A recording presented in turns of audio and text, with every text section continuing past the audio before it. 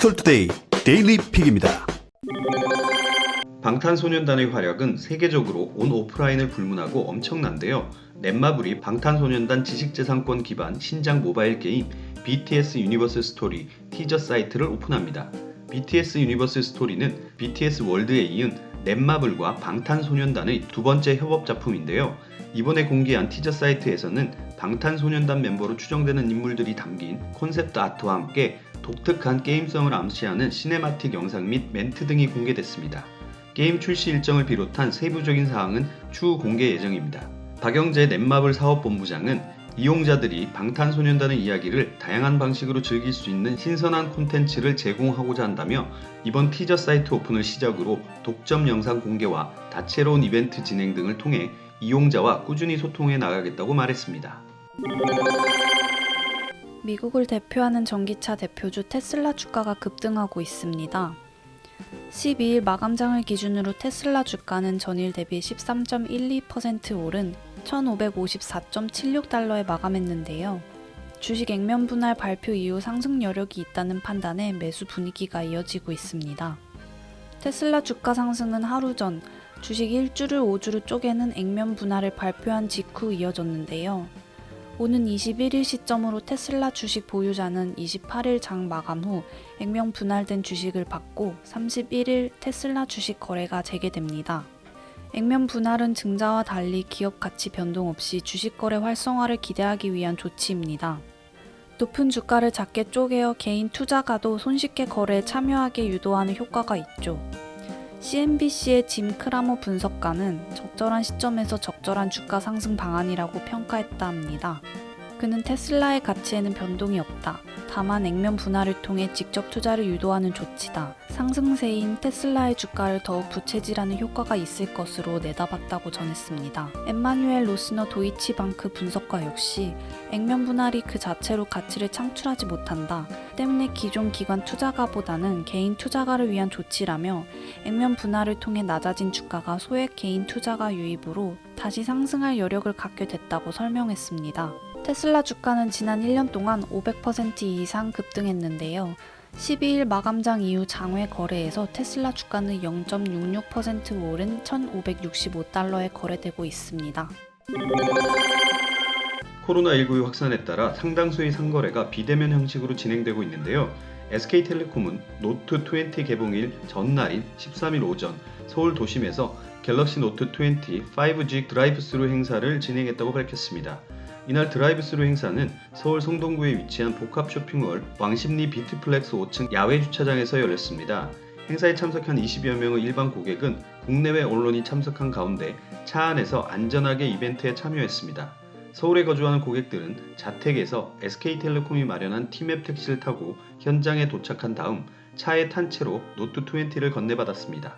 고객들은 현장에서 본인의 노트20를 하루 먼저 수령하는 것은 물론 방역용품 등 다양한 선물이 담긴 스페셜 기프트 박스와 케이터링 도시락을 받았습니다. 또 이명웅 씨 출연으로 온라인상에서 화제가 되고 있는 2020 트롯 어워즈의 초대권도 현장 추첨을 통해 받았습니다. SK텔레콤 T-다이렉트 전문가 상담사가 이 고객들에게 추후 무선 개통 서비스를 제공할 예정입니다. SK텔레콤 공식 온라인샵 T-다이렉트 샵에서 사전 예약을 진행한 결과 노트20 대표 고객은 30대 40대 남성으로 전체 가운데 약 40%를 차지했습니다. 30대 여성 비중도 15%로 뒤를 이었고 노트20와 노트20 울트라 모델 가운데 울트라 비중이 80%로 선택 비중이 높았습니다. P2P 금융업체 헬로펀딩이 소상공인 대출 시스템 관련 특허 등록을 마쳤다고 밝혔습니다. 소상공인과 관련해서는 기존 카드 매출 상생 운용 정산 방법 정산 시스템에 이은 세 번째 특허 등록입니다. 이번에 등록한 특허는 소상공인 전자결제 매출의 실시간 선지급 대출 시스템인데요. 이 시스템은 소상공인의 전자결제 매출을 기존 정산 주기와는 상관없이 매출이 발생한 뒤 곧바로 현금으로 지급받을 수 있도록 한 시스템입니다. 소상공인 업체의 전자결제 매출에 대한 선지급을 빠르게 이행해 자금 조달의 어려움을 원활히 해소되도록 할 수 있죠. 정산 시기가 서로 다른 매출에 대해서도 일괄적으로 자금이 지급되기 때문에 소상공인의 사업자금 융통이 원활하게 이루어지도록 하는 시스템입니다. 김동희 헬로펀딩 부장은 기존 소상공인들은 현금 매출 외 신용카드 결제, 간편 결제 등 기타 결제를 통해 매출이 발생되면 이를 현금으로 정산받기까지 2에서 7일 이상 기다려야만 했다면서 헬로펀딩은 기존 헬로페이 소상공인 확정 매출 채권 서비스로 정산 주기를 1일까지 앞당긴 데 이어 이번 서비스로 소상공인이 원하는 때 운영 자금을 실시간으로 선지급해 현금 유동성을 크게 향상시켜 소상공인 자금 운용 계획에 도움을 줄 수 있게 됐다고 말했습니다. 한편 헬로페이 소상공인 실시간 지급 서비스 상품은 이달 중순 출시될 예정이라고 하네요. 넷마블이 해외 매출 호조에 힘입어 2분기 인상적인 성적표를 받아들었습니다. 전체 매출의 75%를 해외에서 거둬들인 건데요. 방탄소년단 세븐나이츠 IP를 활용한 게임 출시와 글로벌 진출을 앞두고 있어 향후 전망도 긍정적입니다. 넷마블은 지난 2분기 연결 기준으로 매출 6,857억 원, 영업이익 817억 원, 순이익 852억 원을 기록했습니다. 넷마블은 1분기 출시작 매출의 온기가 반영되고 2분기 신작 출시로 전분기 대비 매출, 영업이익이 증가했다고 설명했습니다. 코로나19 확산 속에 게임 이용이 늘어나 공격적으로 진행한 마케팅도 실적 향상에 긍정적인 영향을 미친 것으로 풀이됩니다. 2분기 마케팅비는 1,249억 원으로 전년 대비 49.4%, 전분기 대비 31.5% 늘었습니다. 북미 시장 마케팅 강화로 비용이 상승했다는 게 회사 측의 설명인데요. 이승원 대표는 큰 틀에서 마케팅 패턴이 변하진 않았으나 적정 수준에서 마케팅했을 때 투자 수익이 나올 경우 늘리는 경우가 최근 있었다며 2분기는 북미 게임 중 일부에서 공격적으로 예산을 증대시켜 효과를 봤다고 전했습니다.